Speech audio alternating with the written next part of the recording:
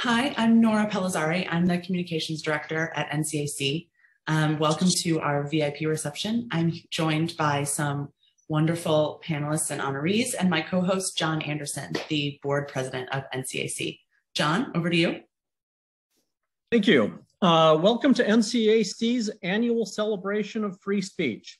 I'm John Anderson, President of Children's Publishing at Simon & Schuster and Board Chair of NCAC.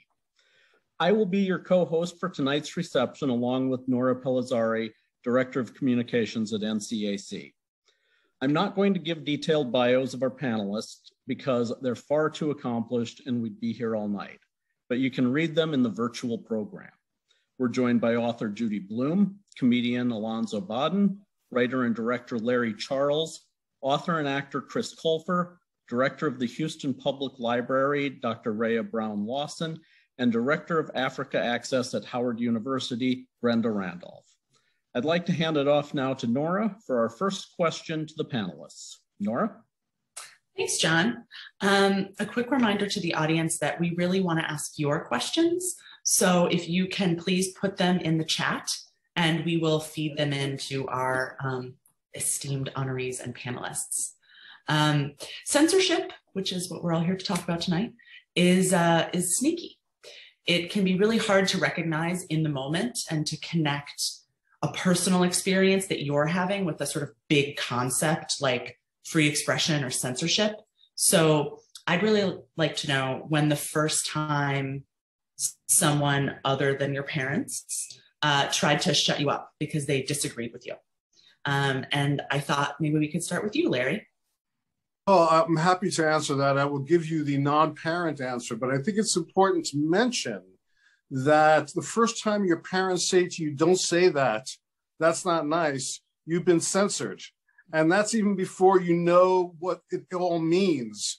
But you now know at that early age, pre-reading sometimes, you now know there are things that can be said and things that can't be said. So your brain is already starting to kind of separate things based on appropriateness versus non-appropriateness. You know, the first thing that popped into my mind when you asked the question was being at Hebrew school and reading the Old Testament and like starting to ask questions of the old rabbis, like about, well, why did God start this fight between Cain and Abel? Or why did he why did Cain kill Abel, and why was Cain allowed to live? And he propagated the world, and I would just get thrown out of the class.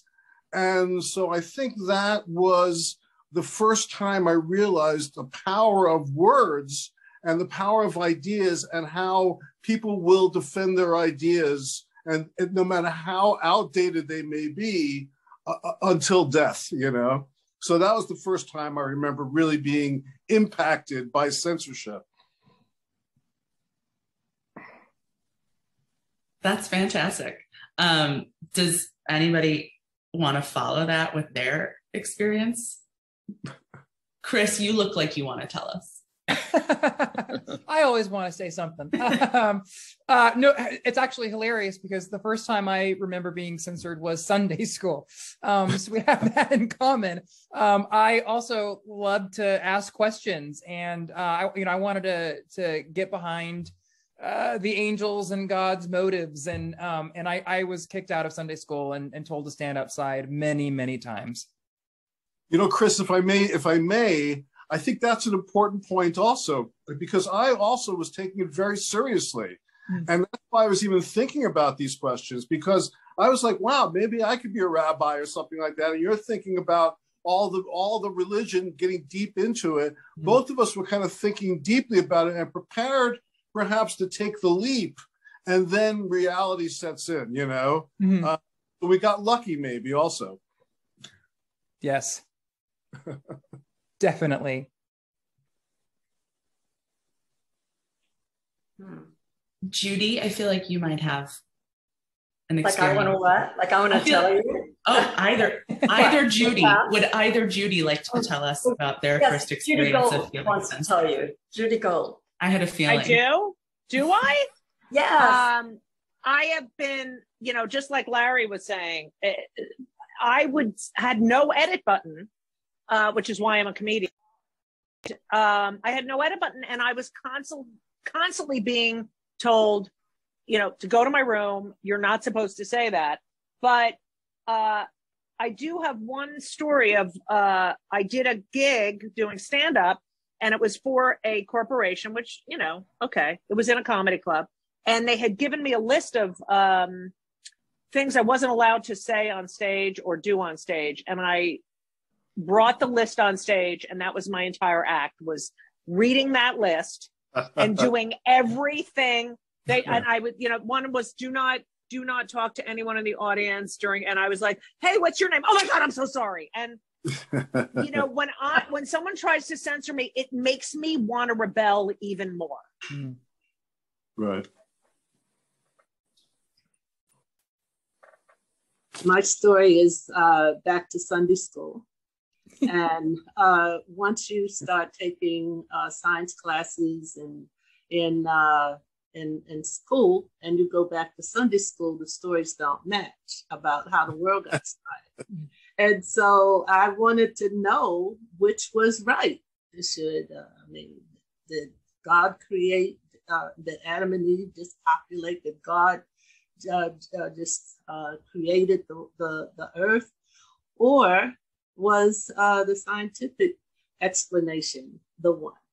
And so the Sunday school teacher got angry and said that I shouldn't bring the world into the church. And that was like crazy. But that was my first experience feeling like I had a legitimate question that and was reprimanded for it. And that stayed with me for a long time, made me not want to ask questions.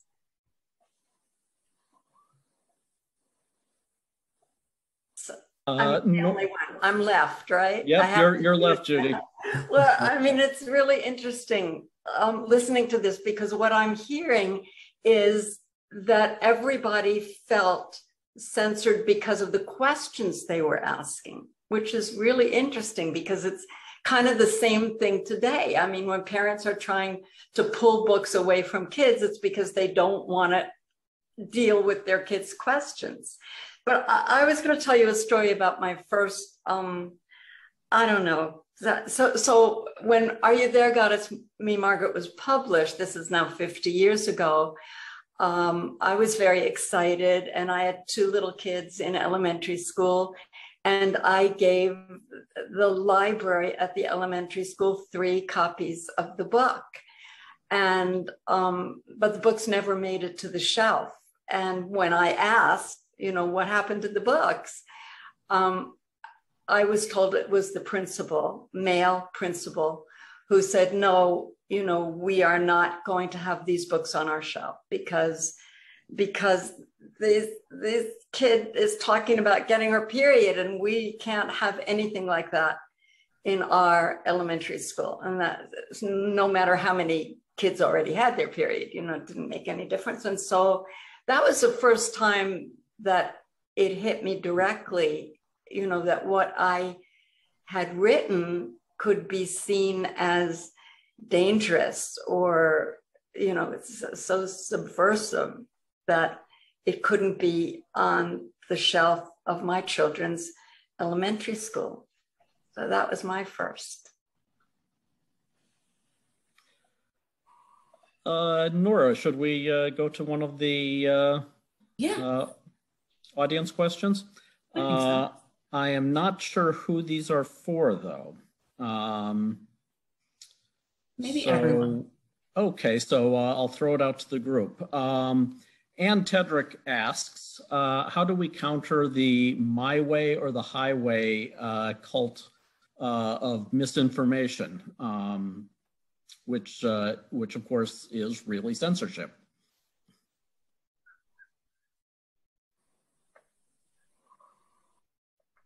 Well, that's a tough one. Anybody want to take that one?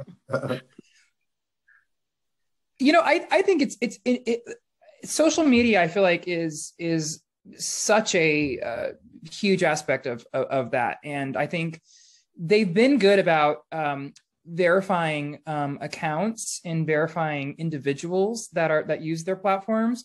So I optimistically think there's got to be a way we can come up with some kind of system to verify articles and news sources with the same, in the same fashion that we verify people. My answer is far too apocalyptic. I'm not that optimistic about it, really. I really feel like, humans are, going through some sort of evolutionary process. And the idea of people believing, the idea of getting people who have these beliefs so ingrained in them, getting them to suddenly think differently. If you look at any cults, this is like maybe the biggest cult of all time, but it's only a cumulative thing that's happened over history. So the idea that this cult is going to suddenly believe something else it seems very unlikely to me, unfortunately. And so it has to kind of follow its trajectory to whatever disastrous climax is going to reach,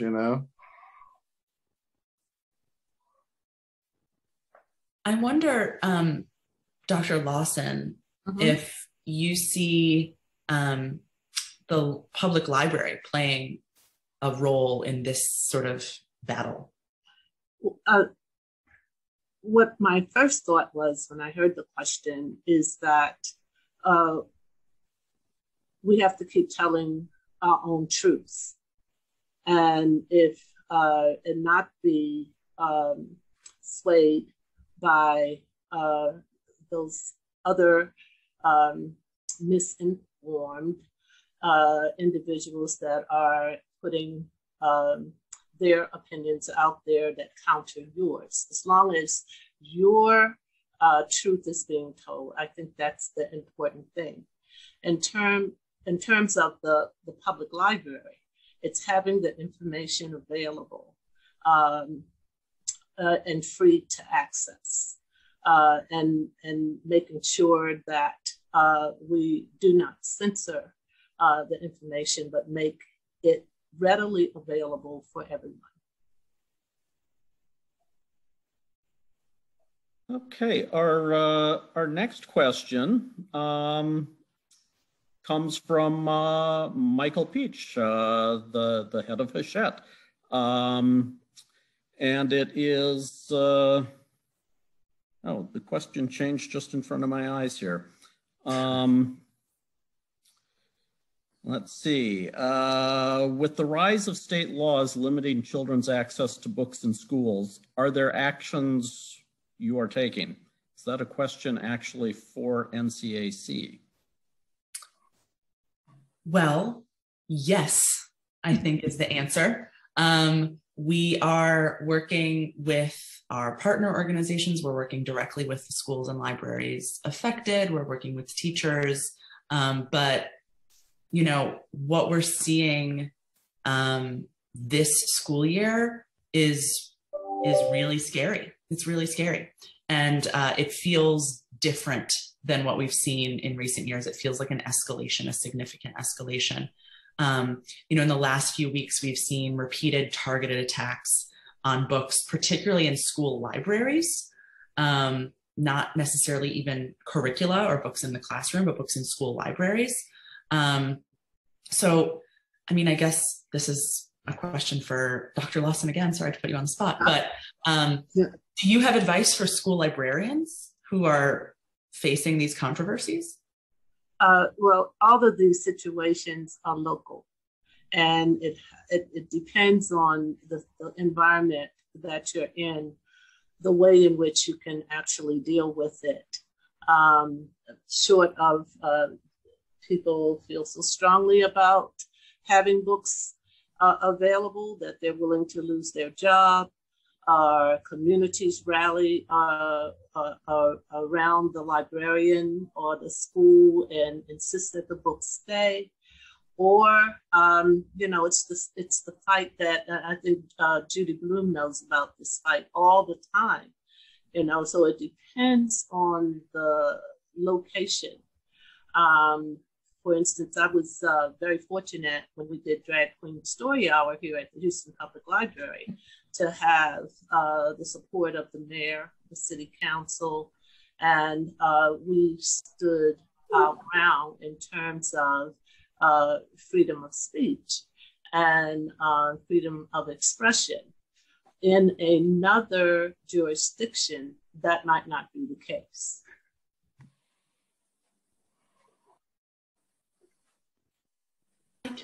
Can I add something here? Go ahead.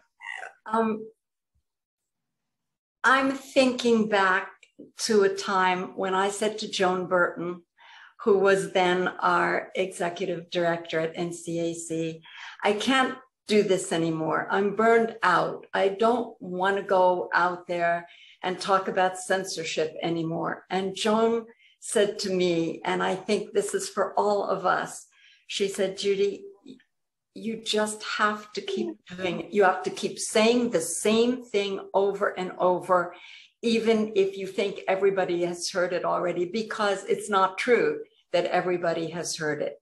And in the last few weeks, and especially since the election in Virginia, where Toni Morrison's book played such a big thing in right before the election, I just feel re-energized in that we have to keep speaking out. We have to keep doing it. We have a question here from David Mish, a very important question. Judy Gold, are you okay? You look like you're being held in an Al-Qaeda cave. Oh, I'm backstage. I'm at a gala that I'm performing at, and I'm backstage at the Sony Theater, and there's a bathtub here. So I'm sitting on the bathtub backstage. I swear, I don't know what it is. And there's like wax all over the place. Okay. Sorry about that. What are those walls made of? That's what I've been looking at. I don't know. It's all wax. Dungeon. Look, it's I guess it's plaster with wax. So I don't know what is going on here. But look. But you're backstage. You're safe. Nobody's got you tied down. Oh no, I'm fine. Yeah. And I'm gigantic, so no one's coming near me. Actually, we have a good question for you, Judy. Okay. Judy Gold. What about self-censorship? We'd be interested to know if you've ever censored yourself in a way that was more than just rethinking whether or how to say something. That's such a great question, especially for a comedian. The only time I have self-censored is when I am on stage and I feel that the audience is laughing for the wrong reason. And that is the only time, and I will call it out. But as far as comedy and self-censorship is concerned, there's no topic that cannot be addressed. There's no topic that is off limits. But the key is you have to make it funny. There has to be a joke. That is the key. You can spew whatever opinions you have or epithets or whatever for shock value, but that is not comedy. That is not satire. You should always know where the joke is, and it better be a damn good one if you're talking about a subversive subject. So we have an audience question that kind of, I think, follows interestingly from that. MG Maloney asks everyone, but I think specifically maybe to the performers in the group, thinking back over the past kind of 30 or 40 years and how censorship has changed and morphed in the United States, can you think of times when censorship was perceived as cool? So for the book nerds here, for like when Banned Books Week became a public library program, or for the comedians, perhaps, the George Carlin 7 Dirty Words era. Can you think of other examples or times when censorship has maybe there's been a positive pendulum swing? I think I can speak to that a little bit because when I was on Glee, my character was one of the first openly gay teenagers on network television, and there were countries where whenever the episode would air, I would be completely edited out of the episode entirely. And it didn't even make, even if the episode didn't make sense because so much was missing, they would cut me out of it. And it was really, really inspiring and cool to watch these kids in these countries figure out ways of how to get those missing pieces from the episodes.